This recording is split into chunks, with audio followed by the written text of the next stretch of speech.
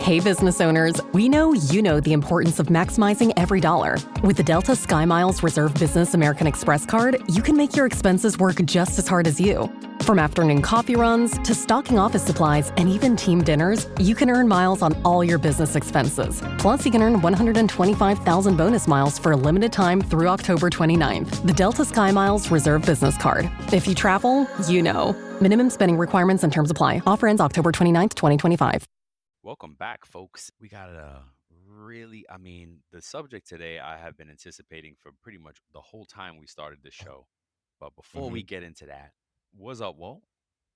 What's up with you, man? Brian, how you doing? Man, I'm good, man. I'm good, bro. Yes, Good. sir. What's good with you? What's good? Any financial fitness challenge updates? No, it's been the same thing. Just Yeah. trucking along. We're following a plan. It was I heard- still steady along the plan.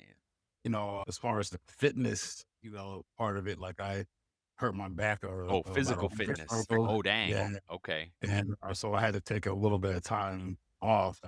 But I still pretty good. Good. And didn't do too much spending or anything like that. So still doing good because I know that's some of the things we fall into, the pitfalls we fall into, right? When something happens and then, whether it's mental or emotional, and we find ourselves going down that path again and just picking up all those habits that we are trying to change, right? It's so easy to be bad. It's hard to be good.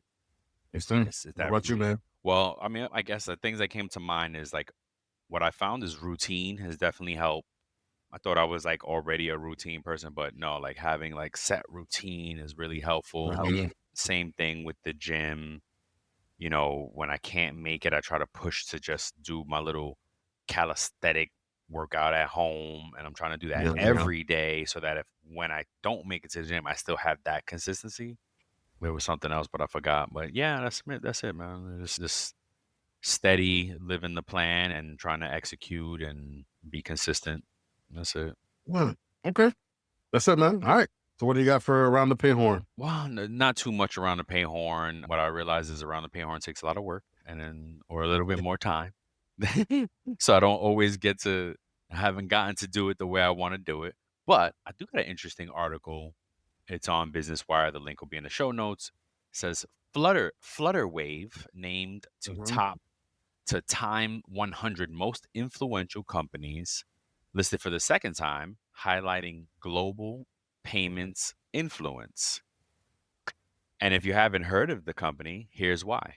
Africa's leading payments technology company returns to this global list after its 2021 debut. And a little blurb about the company has remained committed to connecting Africa through seamless payments. It empowers individuals and businesses to thrive in the digital economy. Today, its solutions power growth across diverse sectors. These include cross-border remittance, e-commerce, travel, payroll, and hospitality. And I threw it in, and I love finding these little gems, finding these little gems because we get so caught up in the U.S. and our little micro circles and our bubbles of our life, right? And we don't realize that there are companies out there that we've never heard of that are doing millions and billions in business in the world that we live in. Payroll. You know what I mean? So yeah, man, just to expose us folks to different things around the globe. What you got? So I have two things. The first thing is about the LPGA. Oh, I know what you're going to say. Yep, go ahead. They partnered with UKG. Yep. So they became their official HR, payroll, and workforce management technology partner. So advertising. Yeah. They hope to make sure that enhances efficiency and improve the employee experience It's not going to help either one thing. It's just marketing.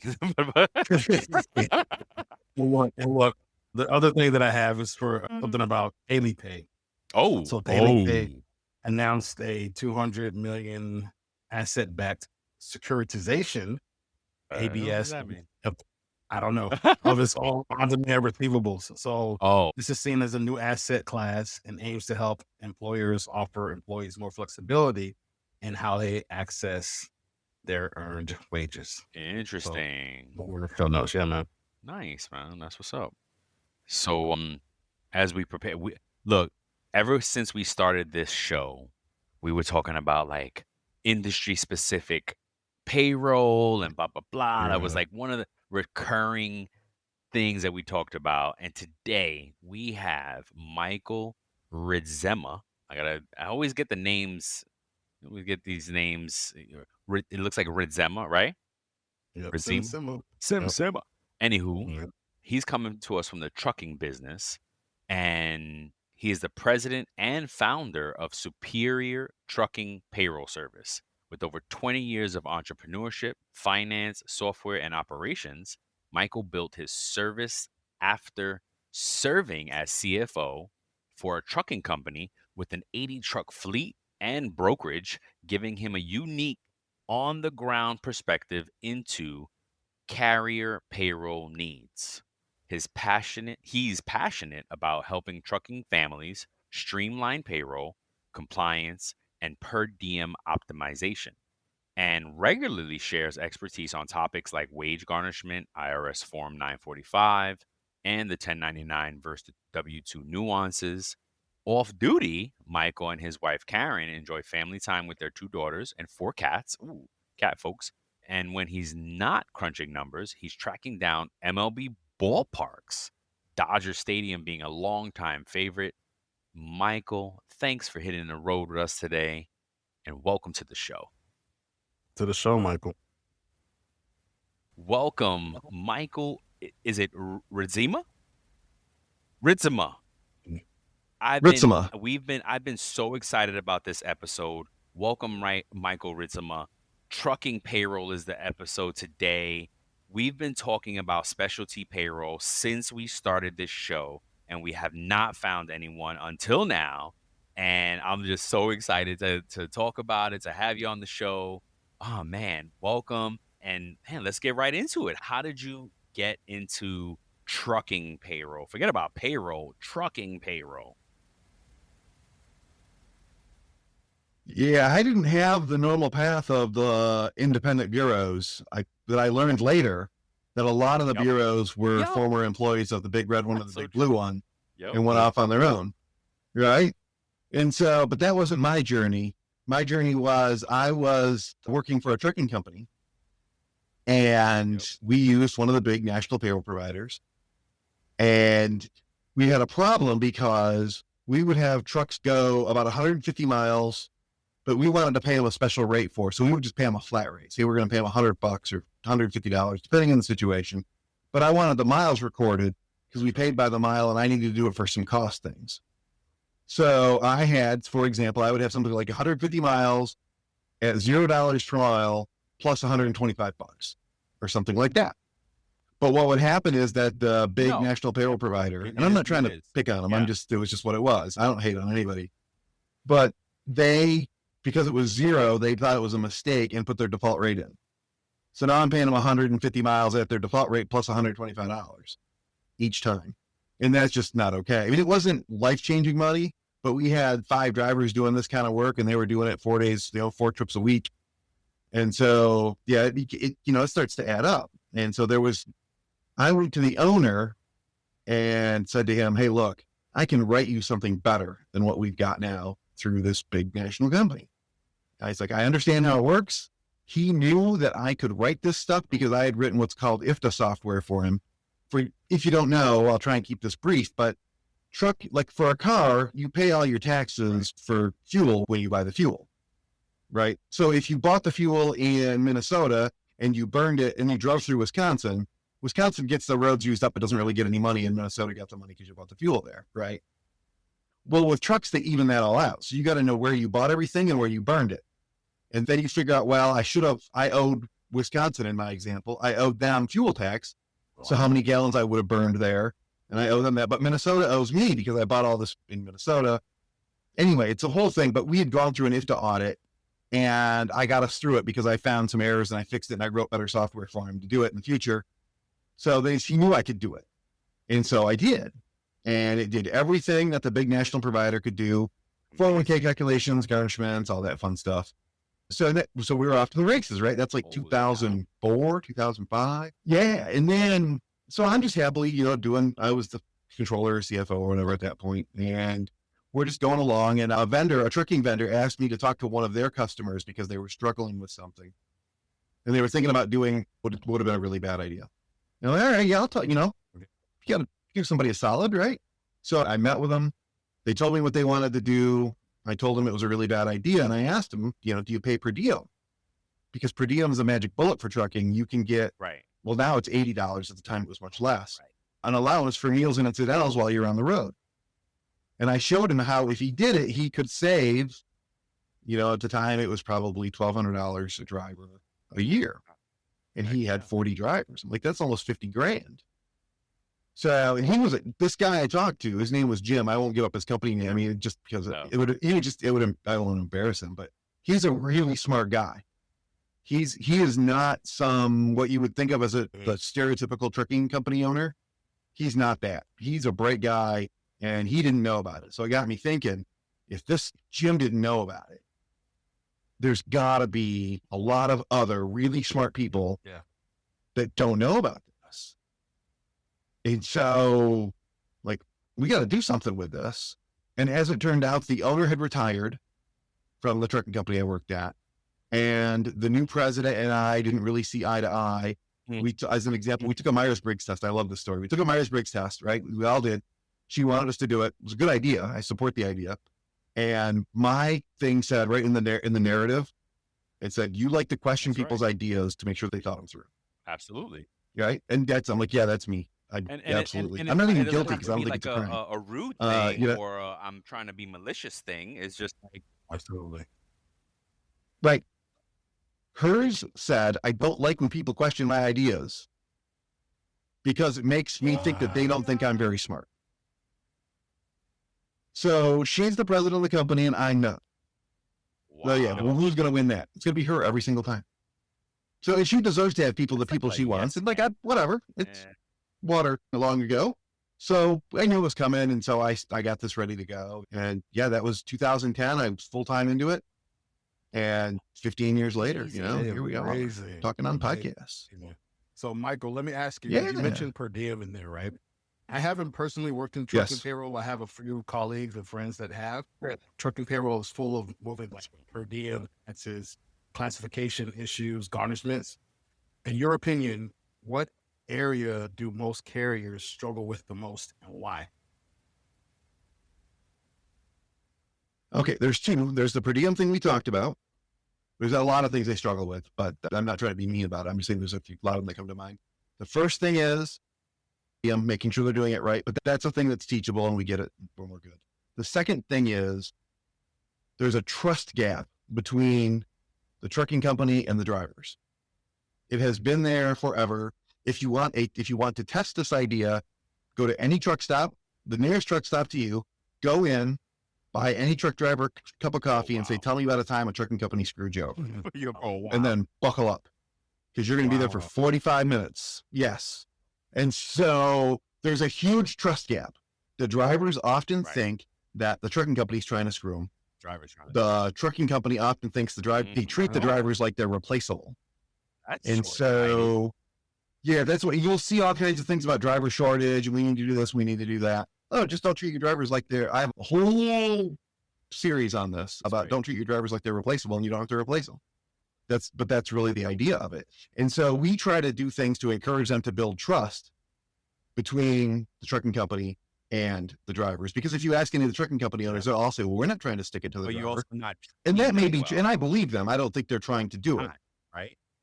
Well, yeah, you could be doing things better and just start by showing your work. So because truck drivers don't generally, some get paid by the hour, but not very many. If you're a long haul truck driver, that you took that I'm in Grand Rapids, Michigan. You took that Grand Rapids to Phoenix, and then you took a load from Tucson back to Detroit. Okay. So you got paid for those because the amount would be so much. But then you had a little short load from Detroit to Grand Rapids. It's 150 miles. You got $75 or whatever, right? Or $100, whatever it was. Yeah. Show that to them on the pay stub, which is something that we do for them. If our clients give us the detail, we put it right on the pay stub because we want to build trust. Because if the drivers might just, it's just being a human to assume that your pay is going to be higher than it is. Like, that's just being a person. So it's, just show your work. It's these drivers all have wounds. They all have battle wounds from this. The trucking companies all have battle wounds for this. But, you just take the first step and say, look, we're not trying to stick it to you here. We're showing our work. And we also tell them, if they're our clients, we encourage them, but we let them pick. We want to send out the pay stubs as soon as they're ready, way before payday. Because that way, if we miss that Detroit to Grand Rapids, because the client doesn't tell us, or we screw it up, like whatever, it doesn't matter what happened. Amazing. We can fix it. The driver still gets that money on payday as if it was right the whole time. And so it just lowers the temperature of the conversations. Yep. It also lowers the number of phone calls that it's often the billing person, depending on the size of the trucking company. In a 500 truck fleet, it's a payroll person, but in a 40 truck fleet, that's also the billing person. So that person has to spend their whole day on Friday answering questions. If you don't do this, did I get paid for this? Did I get paid for that? Did I get my detention? Which is if it takes too long to load or unload a truck, they get what's called detention pay. All those kinds of things. Amazing. You can just show it to them on the pay stub and they'll know and they'll start to trust you. And a lot of times too, it can be the spouse of the driver. It's like, you worked more than that. And so now, and that's where things happen. Like, you just get into those layers. And if we can just show the work, we send the email out to wherever they tell us to send the email. So if you don't want to send it to your wife, we'll send it to your wife. Doesn't matter to me. So, or a family account or whatever. And so, but that's a long answer to a complicated question, but it's that trust gap. And we really work hard with our clients to help them eliminate that. And their life just gets so much better if they can do it. Yeah. Awesome. You said something that made me think. You said you send the pay stub way before check date. How much, what do you mean? Like, what is that time period exactly? This episode is brought to you by Indeed. When your computer breaks, you don't wait for it to magically start working again. You fix the problem. So why wait to hire the people your company desperately needs? Use Indeed's sponsored jobs to hire top talent fast. And even better, you only pay for results. There's no need to wait. Speed up your hiring with a $75 sponsored job credit at Indeed.com/podcast. Terms and conditions apply. Typically, it would be, we would send out the pay stub on Wednesday afternoon for a Friday payroll. Now, if we have some clients, we have one client in Pennsylvania. They get us their payroll the Friday before for the next Friday. That's all on it. Yeah, they're on it. I don't even know how they do it. They're incredible. And so, but those ones I think we send those out the Friday or before or the Monday before. Yeah, that way, again, it's 2 or 3 extra days to reconcile anything that's got to be reconciled. If something's got to be fixed, we fix it. We went to market currently with the company that I'm with, and we're demoing different companies, and I'm happy to shout them out. Great company, great product. Paychex actually has a product, or their product, that in their technology, you can actually notify, just like what you're saying, you can notify the employee, I don't know about whenever you want, but whenever the preview is ready, before you even hit the button, to see if they agree. Now, I think it could be a nightmare in some situations, but for your demographic, I think it works amazing. Based on what you just said, that is spot on, and building that trust, right? Because it's different with an 18-year-old that's working in a candy store that doesn't even know their hours. They're like, no, it's wrong. Like, I just know some demographics will be like, this is wrong because, right?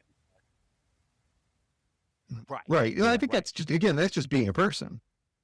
But one of the things, we have some clients who we actually send preview pay stubs to the drivers before we actually finish the payroll. We have a couple they are mostly contractors, legitimate contractors, which is if you had said that list 3 things, the third one would have been 1099 versus W-2. I'm getting that wrong. But these are the ones that I know of that I'm thinking of off the top of my head. Yeah, we send them out preview stubs so that they can check their records, like make sure the advances are correct and things like that. Because they have to pay back for the fuel that got put on the company fuel card, things like that. That can be thousands of dollars. So they're doing their own bookwork on their side. And so we'll send those out often on Tuesday for Friday. And then the client gets back to us. So we need to make a couple adjustments, whether it's actual errors or if it's, we let this guy, we had lent him money and we told him he'd have to pay it back this week. We let him slide for 1 week or whatever because his check was going to be $200 and he needs to feed his family or whatever. Sure. That's all good. Like, it's their decision, it's their money. We're the vessel. But yeah, what you're talking about with paychecks, yeah, we have something that functions the same way, and it really helps. Again, it helps cut down having to redo things. It lowers the temperature. It builds the trust. Like that. And that's, if you can't trust your say that, so you're saying that you kind of also put independent contractors on this steady kind of payment schedule as well? Yeah, we pay independent contractors for our clients as well. Yeah, well, they're easier, right? I don't do any tax calculations, man. That's Candyland. Just the consistency of it. Again, it's not the employee experience, but it's a vendor relationship, a business-to-business experience building. It's the talent. They're the production team, man. They're the ones. They're the ones making the widgets.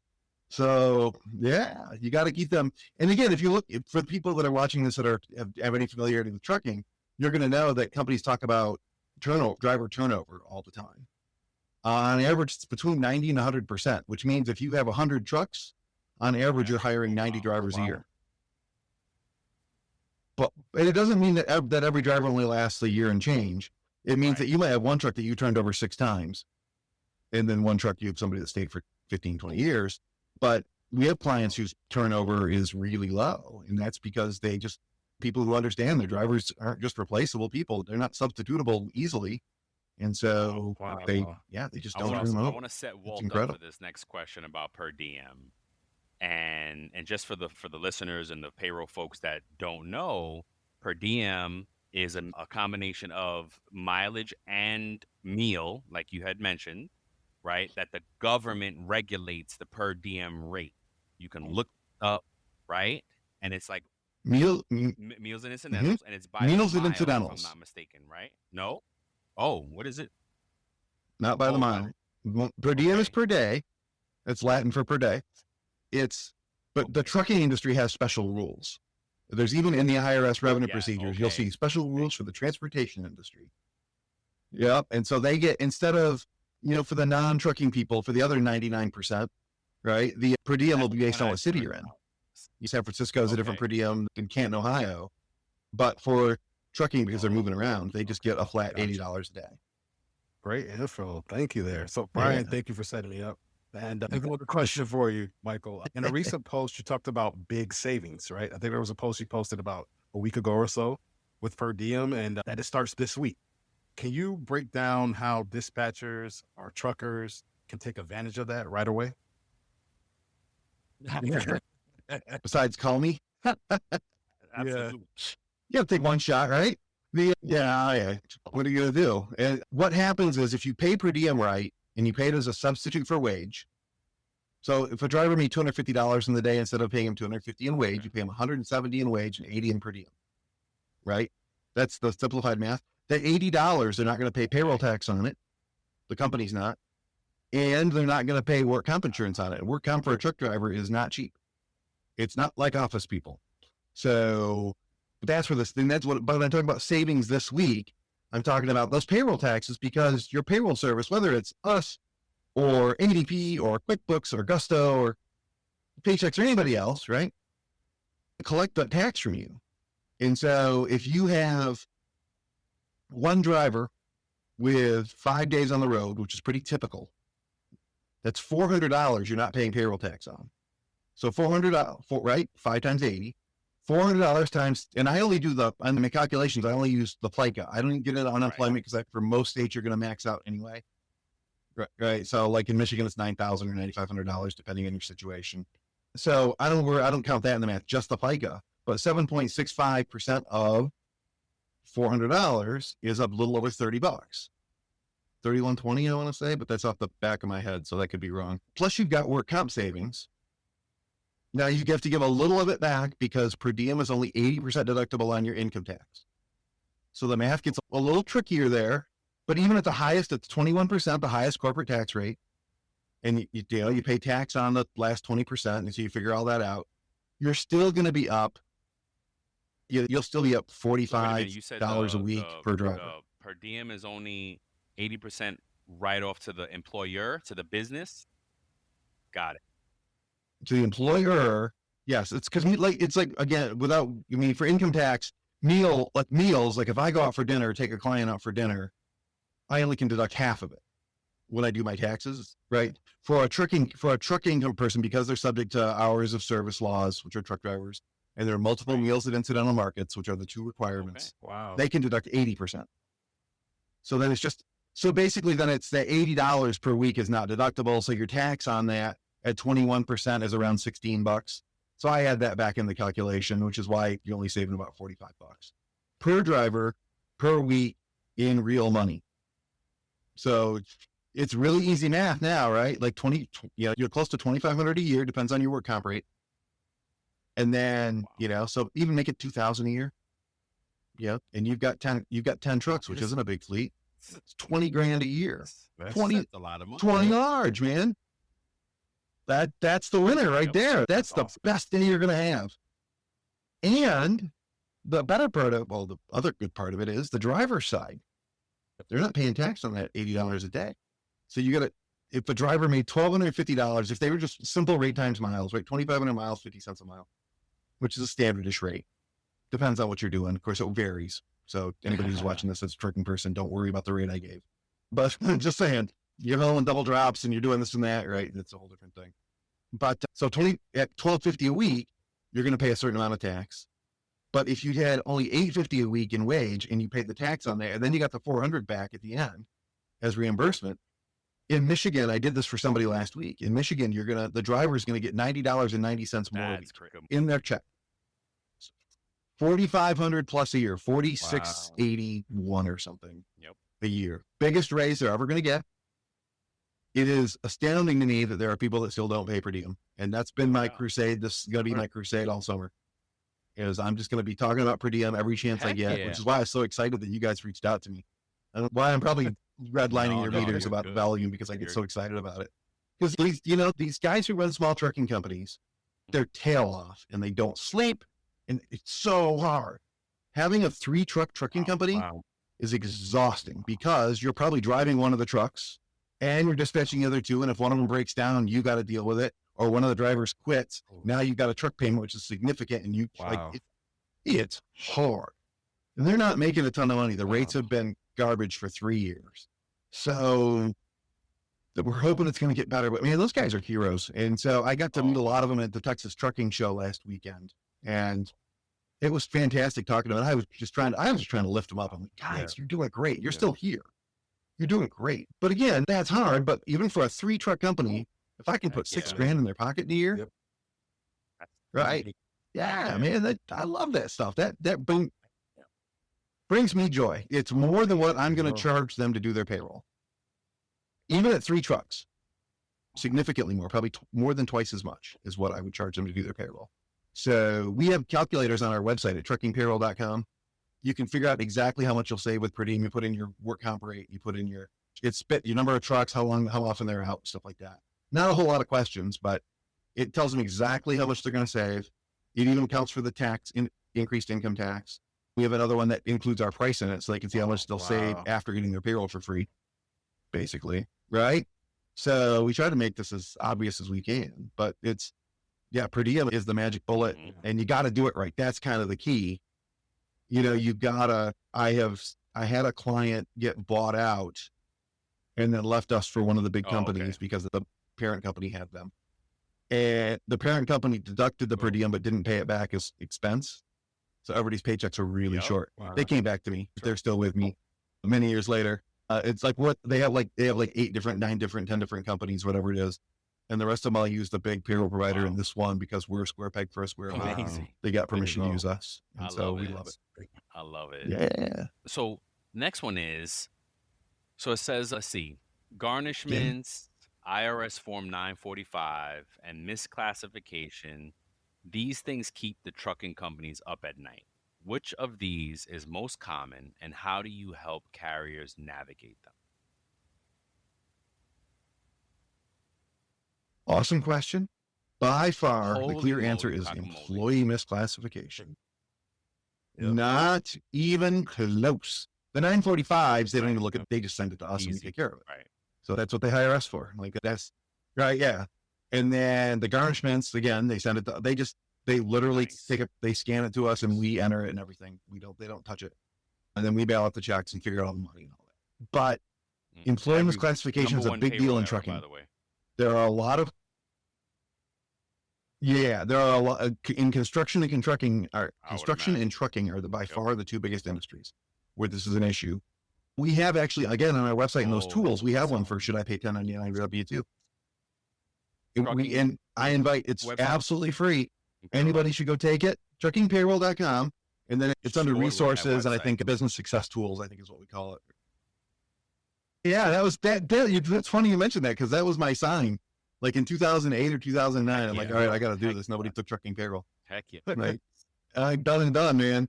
So, but yeah, that was the sign because I really struggled with that. So it's funny you brought that up. But I mean, it's hard. There's some nuance to it. There's also truck drivers. If you're going to paint with a broad brush, truck drivers will sound very sure that they're informed about things. Often they are not. They're often misinformed, which is unfortunate because these men and women they're just trying to make a living, man. They're not trying to get over on anybody, but they have a general mistrust for the government. They're kind of the last cowboys is the way we look at it. Yep. They're just getting off on their own, bringing their herd of 40,000 pounds of your supplies across country.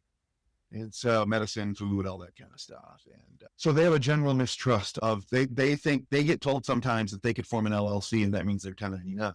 Well, we know that LLC is just like, it's like air conditioning in the car. What kind of car do you have? Air conditioning. No, it's Chevy. You have a Ford, you have a Toyota, you have whatever. And so it doesn't work that way. And so we have a bunch of articles and we've seen it happen where the driver insists on being 1099 or they won't work there. And so the owner capitulates and says, okay, I'll make you 1099. I'm always looking for ways to show my cat how much I love her. And with Fancy Feast gems, I can pamper her whenever I want with a savory gravy on top of a gourmet mousse pâté. The pyramid shape makes serving simple, so all I have to do is peel and plate to make mealtime feel extra fancy. And with 2 entrees in every pack, it's easy to turn every day into the extraordinary.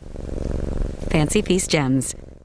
Yep. And then at the end of the year, the driver owes 15, 20 grand because they owe self-employment, right, on all that.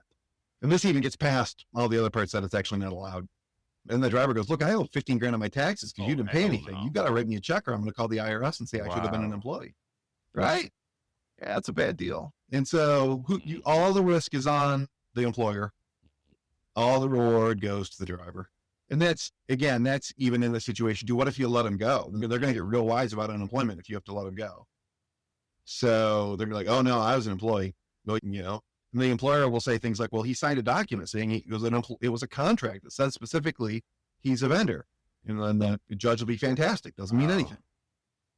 So it's hard too, because trucking is viewed as a commodity in a lot of places. So they're always shopping rates. So everything is about race to the bottom.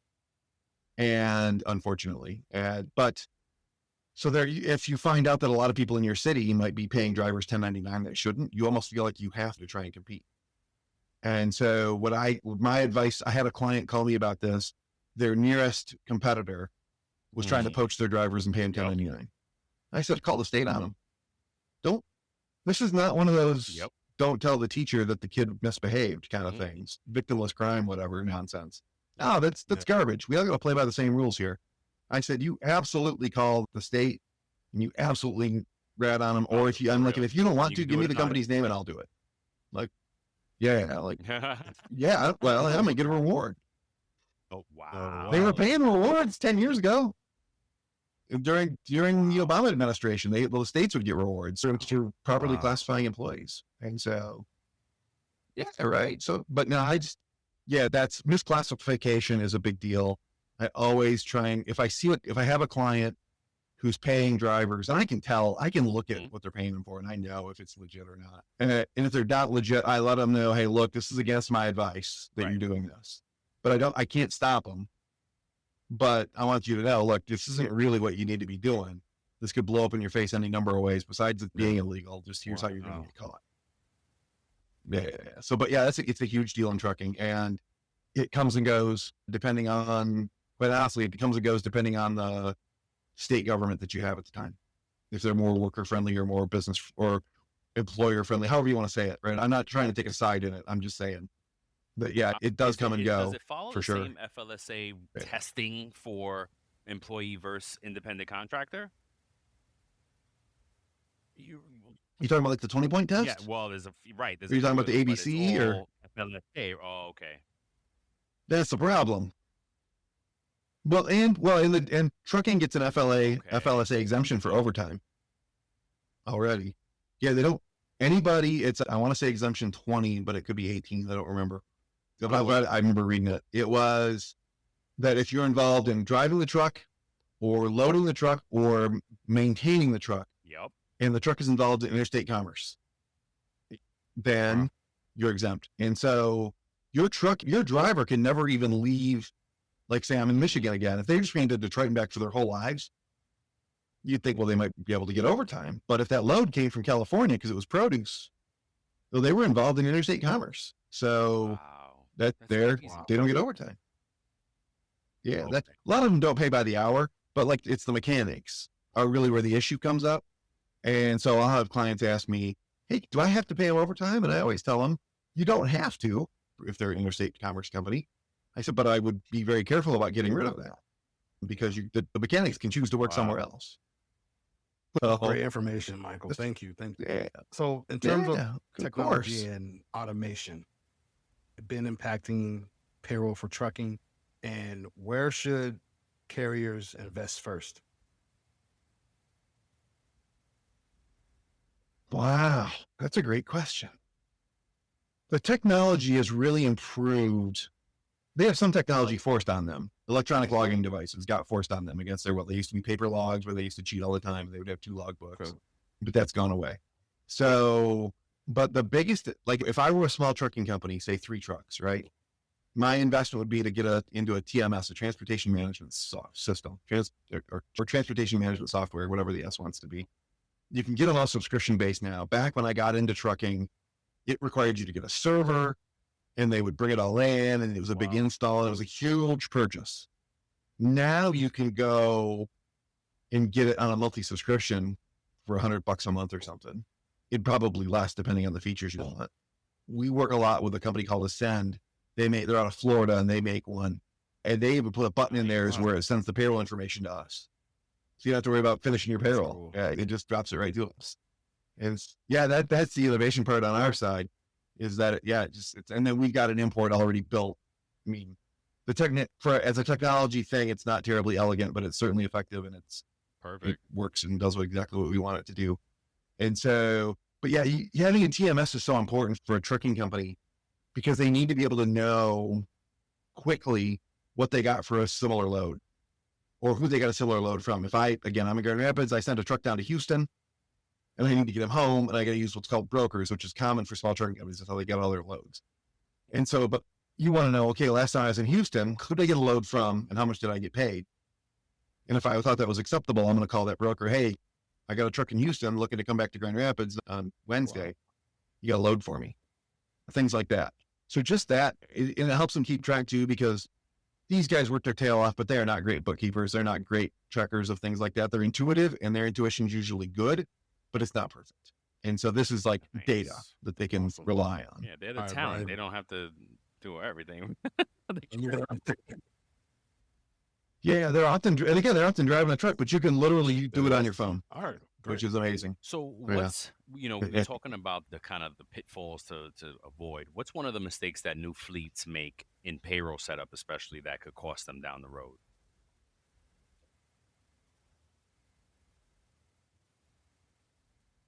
One of the things is sometimes they don't know how much to pay the driver. So because if you ask 20 people how much to pay a driver, you're going to get 20 answers. Yep. And then and two the of them might may be the same. right because of where they are You saying just never it know. from. And it's right. And so that's one thing. They either pay too little or pay too much, and usually they figure it out, but sometimes they get worked by their drivers. Another thing where they can get themselves in trouble is not setting up the new hire paperwork correctly. Stuff like that. We try to help them a little bit. We'll answer HR questions for them. Of course, any trucking company can call me with an HR question. I'm going to try and answer it. But we want to help them. Look, these are the documents you need. They already have they already have what are called driver files for the DOT. So, but we need employee files too. Well, they need them. I don't need them. They need employee files. And so, and I like help them get the right get an actual direct deposit filled out, make them sign it. Things like that, before they even start working. Kind of normal on. It's part of orientation. Yeah. Right. Get the W-4s, get I-9, get all that stuff done right off the get-go. And so they struggle with that kind of stuff too. A lot of them too, especially the smaller fleets, have a hard time with what I would call boundaries, meaning they're not clear in their expectations to the driver. Okay, driver, this is okay, this is not. Because the driver has some latitude in what they do. If I pick up a load today and I'm driving out to LA and it's going to take 4 days, maybe I should leave right now because I just got loaded. Or maybe I'll leave in the morning. I'll just hope there won't be any traffic going through Chicago or right on down. And sometimes there's not, and sometimes there is. And I hope there's no construction going through Iowa or whatever. I hope there's no surprise snow in the Rockies. That only happens like 10 months of the year. So, right. So then they close down our pass and all that. And, that kind of stuff. And so, but setting boundaries and being crystal clear about expectations. About this is what I expect from you. I expect that you're going to leave when you're supposed to leave. I expect you to not be running your load like everything has to go perfectly for you to deliver, because then you're going to be late a lot. I expect you to show up in clothes that I won't be embarrassed by because you're our face when you're on the dock. I expect you to be a human being, as in I expect you to be civil with everyone you talk to anytime you're near my truck. Things like that. And they seem obvious, but you got to spell them out. And so even things like having an employee handbook, things you like got to read it. Have a handbook, but just, it's not hard. They do. And they should go over with people, but it's about clarity. It's about clarity of expectations. I like to call them boundaries. And I think that's a lot of why trucking companies have as high turnover as they do. They're not clear on their boundaries and they're not clear on their community, why we're here. Just not what's our setting expectations. They truly are the last cowboys, right? I love it. Yeah, right. And I want to give them professional respect. I want to, it's the load's ready at 9 o'clock. It's 9 p.m. out here. The load's ready at 9 p.m. That's great. But you want to leave till 11? Okay, that's fine. I trust you to get your job done, but you can't take all your slack time in the beginning. And so that kind of stuff. And so you're a professional driver, act like it. That kind of, right? That kind of stuff. And so, and a lot of people won't do it because they're like, I don't want to make the driver mad. If I make him mad, he's going to quit. And now I got a load that I got to go pick up that I don't have a driver for. So it's tricky. You don't feel like you have leverage. To me, it sounds like, so level set those expectations before the first load is even picked up, right? Mm-hmm. Like, get great. That's what that's in the interview. Yep. And that's what we do when we hire people here is we say, these are the expectations. Mm-hmm. Like, this is this is what you're signing up for. I don't want to give you false impressions. Yeah. Yeah. It's the only way it works. So, an example for a trucking company would be bigger companies have this where they have recruiters, right? And if you have to have recruiters, that should kind of tell you something about how good you are keeping it. That's that's a whole other segue. Yeah. Right. It's a whole other podcast. But the recruiters gets paid to bring people in, get qualified butts and seats, right? And so, like, if I'm a driver and I say, look, I only want to go to Texas or Florida and back. I don't ever want to go to the upper east. I don't want to go to New York and Philadelphia and Boston because those streets are about this wide and they're horrible to get through. And I want to lose a whole day making one delivery on Staten Island. Yep. I lose a whole day, which is absolutely true. And so the recruiter goes, yeah, no problem. We're never sending you to New York. And then the third week they work there, right? You can finish the story. I'm going to hot load. It's a really good customer. We got to have you take this load to New York. Then you wonder why you have turnover. Wow. It's a Scooby-Doo mystery, man, but may never be solved. Man, Michael, this is great. These are great nuggets, and it's a very informative. I'm sure a lot of people are going to love this episode. We have one more question for you before we get into our game that we want to play with you. Looking ahead, do you see the trucking and trucking payroll? Do you see any new challenges or innovations that are going to be on the horizon? That's a good question. I thought you were going to ask me about autonomous trucks. So throw that in there. Autonomous.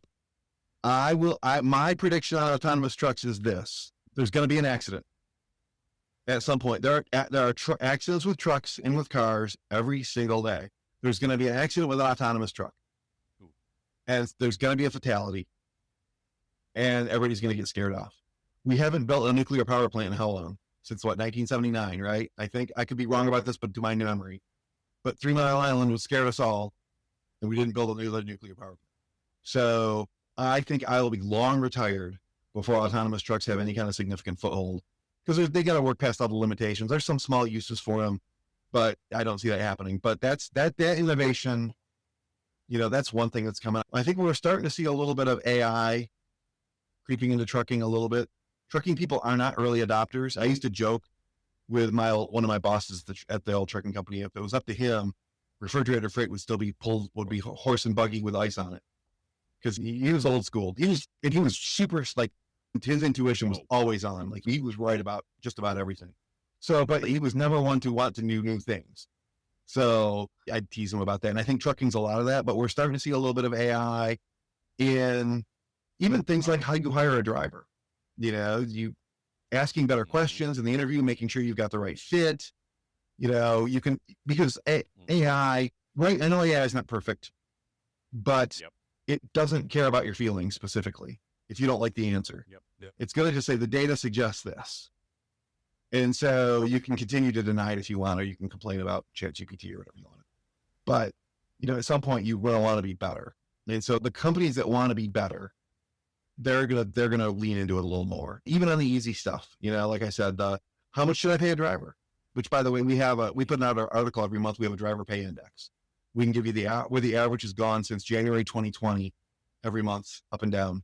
So we put it out usually the first week of the month. So I'll probably put it out this week yet for June, just because it's data that we have that we can give out, because it's already aggregated. So you don't know whose data. It's everybody. But yeah, I think you're going to see AI coming in more. It's going to come in more to the TMS systems and things like that. I know they're all trying to work with it.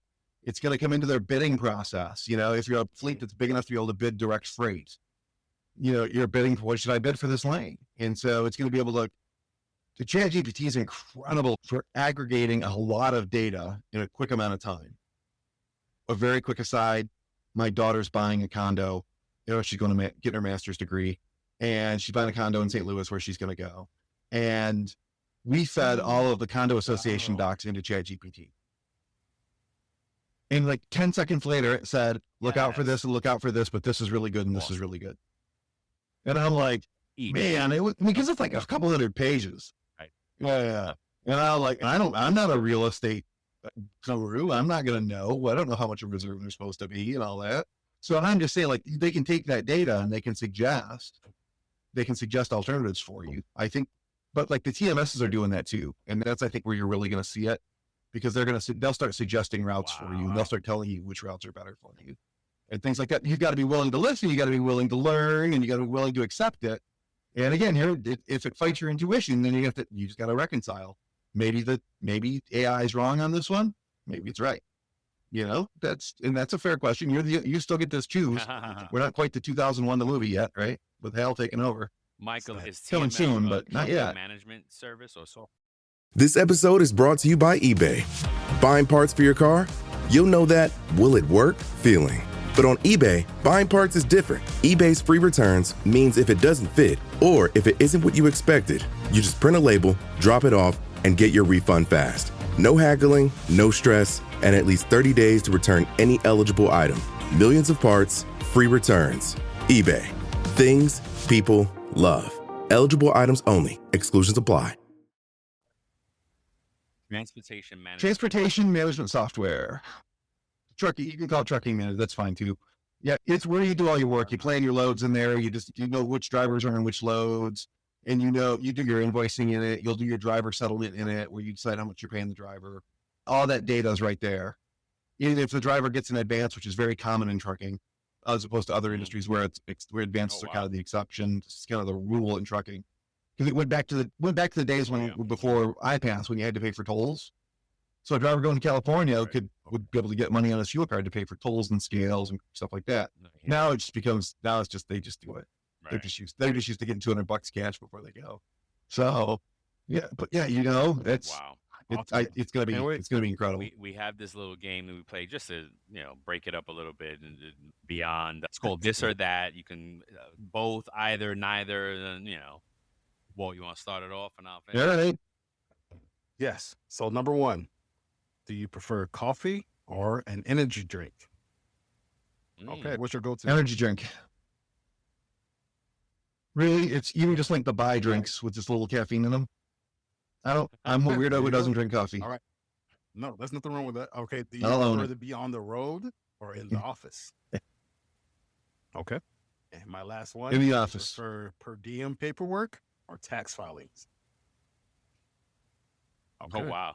Oh, per diem. My baby. All right. Yeah. That's Because right. I get to save people money with that. That's why. Yeah. DIY, do-it-yourself payroll or outsource solution? I outsource, and I will admit I've got a side on this that benefits me. Right. Okay. Yeah, I got to scale on this, but the trucking companies have too many other things to do. Yeah. Don't screw around with this. Let us do it for you. $50 a week, $60 a week, or whatever it is for a small trucking company. Just let us take care of it for you. Spend your time getting a better load. You get a better load that pays you an extra $100 you paid for us twice. Early over. Morning drive or an evening drive? Yeah. Ooh. All right. Evening drive. Okay. All right. I'm not a morning person. Maybe it's the coffee thing. I don't know, but last one. Dodger Stadium or Fenway Park? Yes, Dodger Stadium. I don't even hear the rest. Dodger Stadium. Can you see? I got that. That's Jackie Robinson there. Oh, wow. That's Kirk Gibson there. I'm going to turn my camera. Waiting from Autographs in Ball, New Jersey.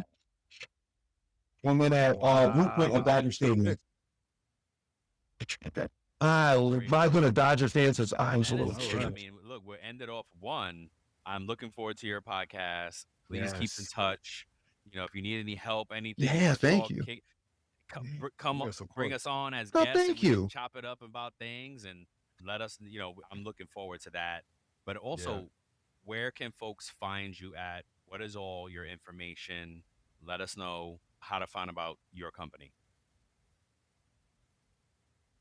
Yeah. Our website's truckingpayroll.com. I love it. As we said, we have a lot of free tools that you can take. Absolutely. And they're like 6 or 8 questions. I think we have 7 quizzes in there.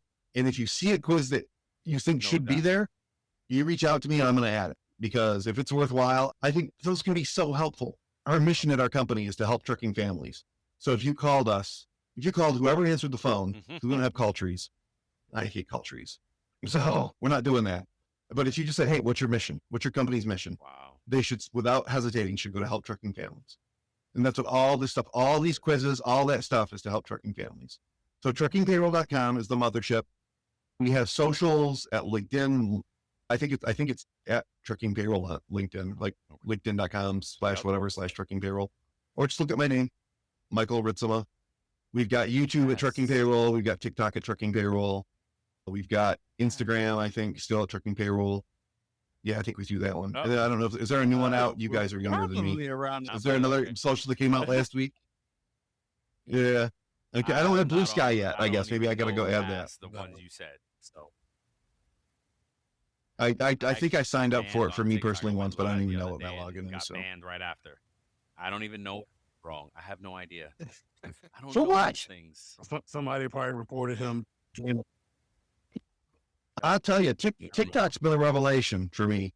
I am too old to really have understood it at first, but I get more interaction from truck drivers on TikTok than I get anywhere else. I had the video that you guys probably saw. I put it on TikTok, and I had like 8 different drivers comment on it, which for me is a lot. And then I had one of them, and he asked questions. He's like, no, man, this is this way, and this is this way. Ooh. And so I made a video and just released it today. For his name's Brad. I'm like, Brad, you had questions? I got answers, buddy. And I'm like, I am so glad. I mean, I disagree with it, what his premise was, but I was so glad that he spoke up. We're not going to get on the same page if we don't tell each other what page we're on. So, yeah. So I hope that, Brad, if you're watching this, I hope that you felt the love, because I had nothing but love for the fact that you had your opinion on that. I just assume too that he's just out driving across country, bringing stuff that I need. So I will nothing but good things for him. But I was just so, I mean, just the interaction of it, you know, I thought that was great. So we made a second video. We put it in I think we put a link in the comments of the first video so that he could find it. And so I'm waiting to hear what he says. Yeah, but yeah. So yeah, on the socials are Trucking Payroll, X. Twitter. Oh, we have Twitter, Yep, that's the right. X, whatever you call it. Just call it X now. All Yeah, we got that too, Trucking Payroll. But yeah, just find us. And I would encourage, if you're a trucking company listening to this and you have any question that gets near payroll, if you call us, our number's on our website. If you have a question, we're going to answer your question. And then we might talk to you about if you want to work with us or not, but you can hang up the phone at that point, right? If you don't want to. But I'm just saying, our mission is to help trucking families, and that's everybody. So that's nothing brings like this per diem thing. It's why I'm so excited about it. Yep. Yes, Is because you could change lives. And I get to be a small piece of that. The accounting people almost never get to change lives. The payroll people, right? The best we get to do is bail them out when they forget to file their 941s for 3 years. Right? We could bail them out of that. We might be able to get the taxpayer advocate involved or something to try and get them out of some penalties, which is still a win. Yeah. Man, we can put money, like the accounting department could be the hero and put money in people's pockets, in the drivers and the owners. They are both the winners, the losers of the IRS, and we're not really worried about it. Oh, man. Thank you so much for joining us today. And please keep in touch. I will, once you start posting your episodes and we'll talk about it on the show. Back. This is your home. Like, absolutely. Likewise, man. Everybody, this is the home of the greatest payroll folks in the world, and you're welcome back anytime.